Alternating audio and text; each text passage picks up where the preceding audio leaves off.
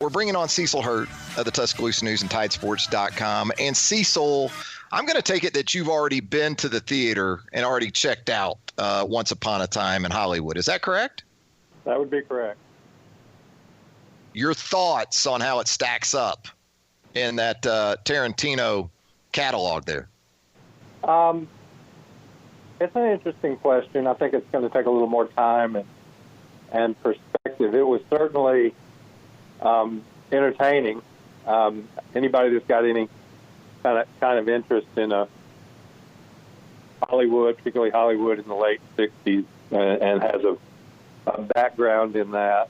I'm not going to put any spoilers out there, but it's still in release. Pulp Fiction's going to be at the top until you couldn't release something that would 3 days after seeing it you would say, oh, that's better than Pulp Fiction, because I've seen Pulp Fiction 50 times, and there's so much involved in that. But DiCaprio's good, Brad Pitt's good. There's some of the very obvious Tarantino quirks, again, without being a spoiler. There's a surprise ending. He gets so many of the details right, including the soundtrack, which there are a couple of songs even Tarantino couldn't afford, but they were as performed by songs. I had Circle Game in there, but it wasn't Joni Mitchell. I don't know if Joni was gonna sell, so they had somebody else's version. But generally speaking, it was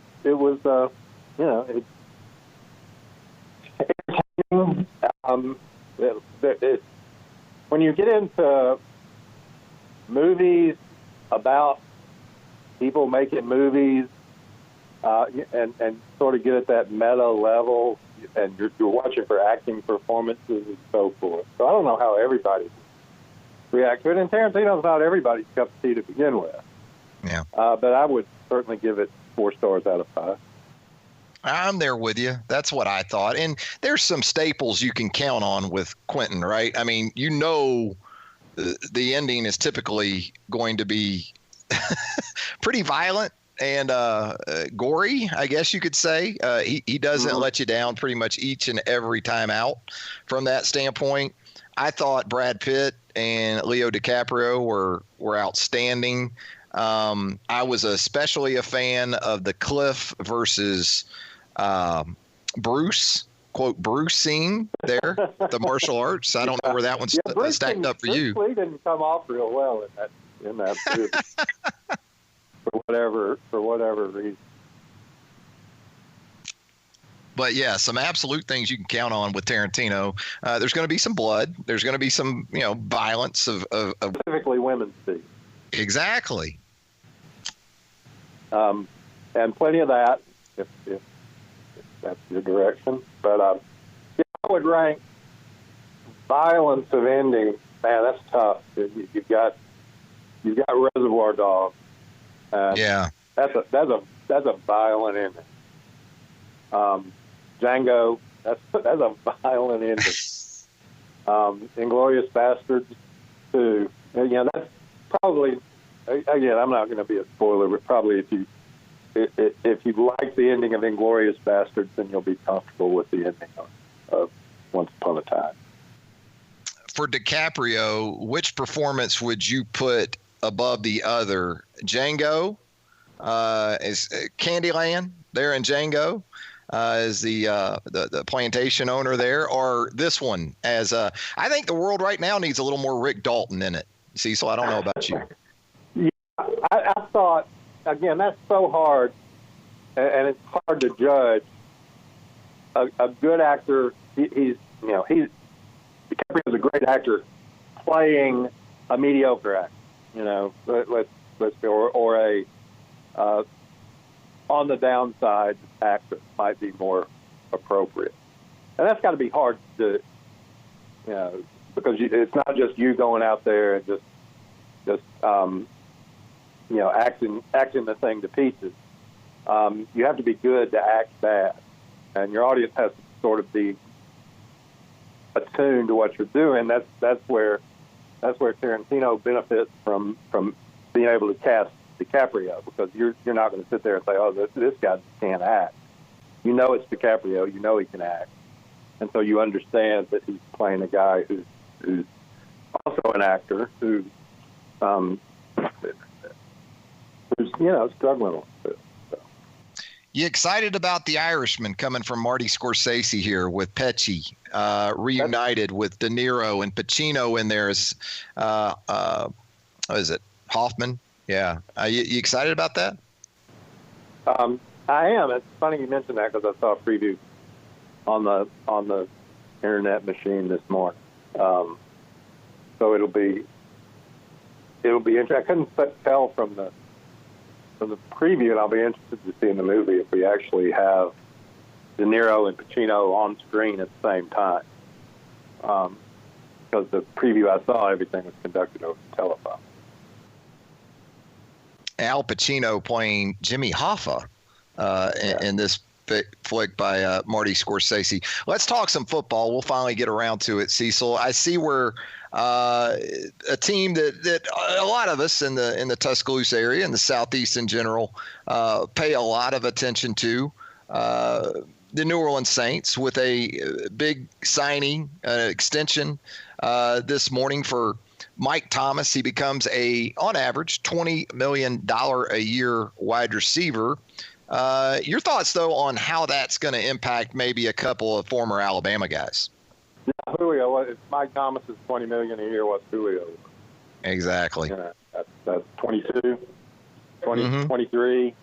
Is Julio at a point, though, Cecil, where it's going to be more about average per year than years? Because, Julio's going into his 9th year in the league, right? He is. And so some of what he gets is reward for what he's done. Plus, some of it is he's still, could easily this season be the most productive guy in the league. I mean, that's what you're looking at. So I would say this: Julio seems to like the Falcon organization. I think they've been fair to Julio in dealing with him, and I think they'll get something worked out. I just don't know what the dollar figure will be, but I bet it's not less than Michael Thomas. Yeah, it almost seems like Julio's people, maybe Amari Cooper too, waiting to see what this deal was going to produce for Mike Thomas. And from a domino effect, I would think, Cecil, we probably hear more publicly about Julio's situation going forward, and possibly Amari Cooper too. Probably, I would think so. Certainly Julio's. Amari's he's a different cat and doesn't do a lot of that in public. But obviously, being in Dallas, you're gonna make the news. So I don't know where Amari's number will land. It'll be a nice number. We talked about this yesterday in depth on the program, and I think it's sort of associated with the wide receiver position, and that's the devaluation of the running back spot. We've talked about it in the past, Cecil, and you look at a team like the Cowboys right now, it's a tough spot because Zeke Elliott wants a new deal. You look at the Chargers, and Melvin Gordon wants a new deal. And you saw what Todd Gurley got last year from the LA Rams.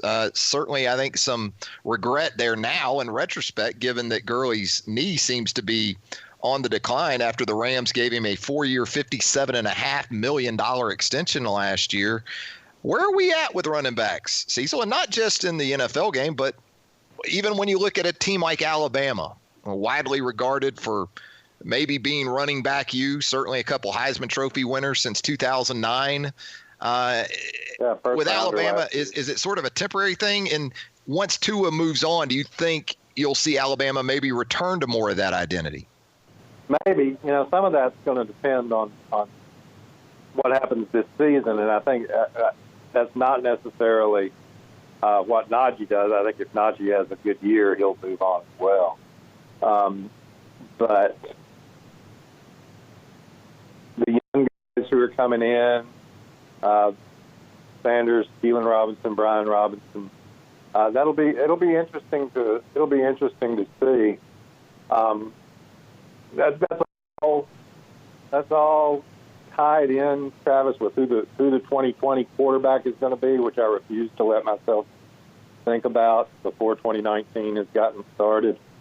That's out there. And is it one of the young guys? Is it Mac Jones? Is it some player to be named in the portal in the future? All those things are possible. If they don't have a quarterback that can make, and it'd be hard to have a quarterback that's a playmaker at the level that Tua is. So sure, they may dial back, and you'll see more. Not a Derrick Henry. You're not going to see another Derrick Henry, but somebody used the way Bo Scarborough was used. But then you get into questions of how do guys hold up over a 15-game season, which is what the NFL has to do. You almost need a team actuary who's gonna figure out how long a career a guy can have. And when you start, a guy enters year 4, you really have to try and project, well, is he going to be productive until year 8 or year 6? Some of them are. Mark Ingram, of all the many great qualities Mark has, durability has been high at the top of the list. If anybody had told you after Mark came out in 2010 that he'd be a pretty prominent free agent in going into the 2019 season, you'd say that's a good career, and it is a good career. And I guess when you talk about the NFL and Mark Ingram and guys like Zeke Elliott in Dallas and Melvin Gordon in San Diego, a lot of their leverage is tied to the quarterback too. Zeke Elliott now has some pretty good leverage because we don't totally know about Dak Prescott, right? As an NFL quarterback. We don't know yet, but when Saquon Barkley's next deal comes up, Eli's got to be. I mean, the train will have to have pulled into the station at that point, won't it? Yeah. Oh, you should know pretty well. Eli can't go forever. No. I would put the over-under. You tell me what you think. Over-under for Eli, even this year, I would put at 10.5 games. Will he be the starter for the Giants in Week 11? Depends on development, but Daniel Jones, obviously. Yeah, Daniel Jones from Duke, and who knows? Who knows? Because I don't know where Daniel Jones will be, but you can't project 2 more years of Eli. So but how good is Daniel Jones going to be, and how does that affect? Back to your point, how does that affect Saquon Barkley when his deal comes up? Absolutely.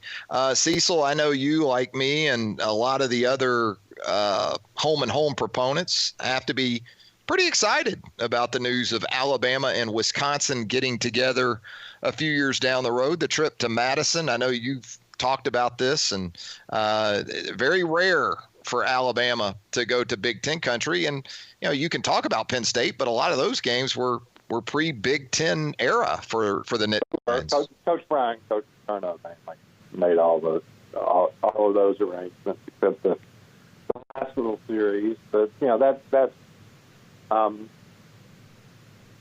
really dates back to Penn State's days as an independent, more so than it does a Big Ten team. Now Alabama did play up there, but they did. They didn't go up above the Mason-Dixon line. They did, many times to State College. So. But as far as the traditional Sis Boom Bob Big Ten teams, this is the first trip in a long since 28. So I was not at that game, contrary to popular belief. Cecil, let me ask you this. I pondered this potential scenario on yesterday's show. Is there the potential for us at some point in what Nick Saban has left at Alabama, or maybe even a little beyond, to see both a neutral site game and a home and home against the Power Five in the same season? Because if you had the home game that year. Right. Got to have the 7. That's the key, right? Yeah. It would be hard. You'd have to arrange the game that way, and I would think you would almost certainly be talking about playing in Atlanta at that point, maybe Dallas, but not a long road trip, somewhere in the comfort zone. But it would be possible. It would be possible. I truly don't think it's an issue. I mean, you've got to at some point have some sense about who you're scheduling, but I don't think that Nick Saban would object to having the 10 Power Fives out of 12 if it came to that. Yeah, it's not necessarily from a technical standpoint a home and home and a neutral site, but in 2023, Alabama hosts Texas and then goes to USF. And that will likely have the feeling of a neutral site game, I would think, down in Tampa, right? I would think. I'll be interested to see how that works, and I'll be interested to see if that happens again, too. Like you say, that's not technically a neutral site, but there could be other. I think there's at least discussions about another 2-for-1 out there. We'll see if it happens or not, but just not with UCF, right? Some more of those too. Excuse me. Just not with UCF, right? Not a 2-for-1 with UCF. To the best of my knowledge, their prestige would not allow it. So, they are not a fan, in the words of their AD, of inequitable scheduling. He calls it. Danny White, the athletic director there. I'll say this: they got to do what's best for them. I'm not going to sit here and try to schedule for them. There's enough people around the country who wanted to make Alabama's schedule, and that's worrying about that is enough for me. UCF needs to evaluate themselves as a program and schedule appropriately. Yep. Hey, Cecil, you had it first about Eyabi Anoma not being enrolled for the second summer semester at UA. A few days later, we learned that he has entered the NCAA transfer portal. How would you summarize this sort of roller coaster year spent by Anoma in Tuscaloosa? Well, it's a hard adjustment to college football for some guys, and I think Eyabi was one of those guys, and everything that he has to deal with to be happy. But I hope he finds a place where he's happy. We're looking at the start of fall camp at UA on Friday, and we're talking with Cecil Hurt, the sports editor and columnist for the Tuscaloosa News, Tidesports.com on Southern Fried Sports, presented by Peterbrook Chocolatier. So what are the one or two areas? You'll go to that media fan practice on Saturday. They're going to be just 2 days into camp, no pads, very difficult to take much out of a day 2 workout, but some areas of particular interest that you'll have maybe in that first weekend for this camp. Linebackers, partly because of Anoma's situation, and then just, even if he were out there, even if it were like it was this spring, you want to see who's out there, how much is Terrell Lewis able to do, how are they lining up at that position, who looks like they could be the potential backup, because that's been the area for the last 2 years now. That position with inside-outside, it's kind of had a little bit of a curse. It's like you're watching The Conjuring with this. So, guys get hurt at the wrong time. People can say what they want to. I know, let me please preface by saying what a great, powerful team Clemson was. But, you've got Terrell Lewis, Christian Miller, and Chris Allen standing on the sidelines watching that game. And that's not a great situation. Of course, Christian's in the NFL now, but you need those other two guys on the field. Absolutely. I think quarterback depth is something we'll all be interested in. Mac Jones, the more experienced guy, and I think people look at Talia Tagovailoa and some all too fast expectations are placed there because of what Tua has done in a couple of years in the program. Paul Tyson also in that mix as an early enrollee, but hard to discount Mac Jones's experience. He was an early enrollee himself, so he just went through his third spring practice. That's a pretty big difference in and of itself, right, Cecil? Right. Now, he's had different coaches. He hasn't all been exactly the same, but he does have experience. He would be, if they were playing Duke tomorrow, which they're not, he would be the backup quarterback. I would be comfortable saying that. Nick Saban might not say it. And there's certainly going to be a competition, including 2 or 3 scrimmages. But, right now, I think that would be the situation. And the 2 freshmen, we'll see how they develop. The still relatively new redshirt rule where they can play 3 or 4 games is really going to help those guys. Because you might have game situations where they can get in. Now, you have to decide how much of that you want to give Mac, et cetera. But, you can see a fourth quarter against, I'm not going to name an opponent, but against an opponent that's far behind. You could see him putting Leo or putting Paul Tyson out there just to get that out of their system. Just so they've run out there and done it. So it'll be interesting to watch. Yeah, that you're right. The 4-game rule, it's definitely a big benefit at the quarterback position, but also roster-wide. We saw it last year, saw some guys even in the Louisville game that you didn't see the rest of the year and still managed to take red shirts, but you were able to sort of at least take them through that process while also maintaining that year of eligibility. Yeah, Jerome Ford, you may be glad that he got a potential redshirt year. Yep, and he played 4 games and was able to, you're right, keep that year.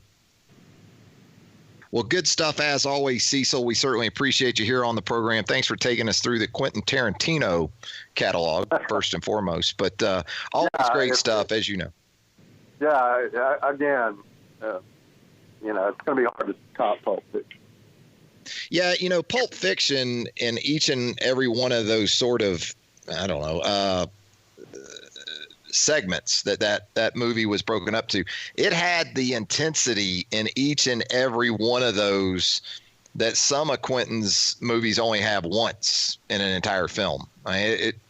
You're right. I agree. I just think it's tough to top Pulp Fiction. Hey, Cecil, I look forward to catching up with you later this week, my man. Okay. Sounds good.